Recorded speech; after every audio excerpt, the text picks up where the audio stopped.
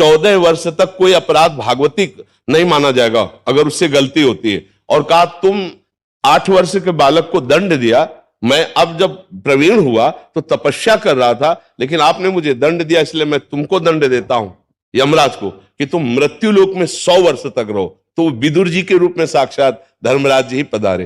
तो ये देखो, कर्म विभाग जो है ये भोगना ही पड़ता है। अगर हमको यहां भोगने को मिल गया तो कट गया, और अगर यहां सरकारी दंड नहीं मिला तो भागवतिक दंड मिलेगा, उसे अवश्य में भोक्तव्यम कृतम कर्म शुभाशुभम। तो जो पूर्व में हमसे कर्म हुए वो प्रारब्ध भोग कहलाते। उनमें कुछ चुटपुट होते हैं तो दान पुण्य से नष्ट हो जाते हैं, कुछ ऐसे मध्यम होते हैं जो हल्का दंड देकर पुण्यात्मा को हल्का दंड देकर, और कुछ ऐसे होते भोगने ही पड़ते हैं। तो ये कुछ प्रारब्ध ऐसे होते हैं जिनको भोगना ही पड़ता है। बड़े बड़े सिद्ध महापुरुषों के शरीरों में ऐसे दंड पाए गए देखते हुए कष्ट के, तो वो प्रारब्ध भोग, उसे भोगना ही पड़ेगा।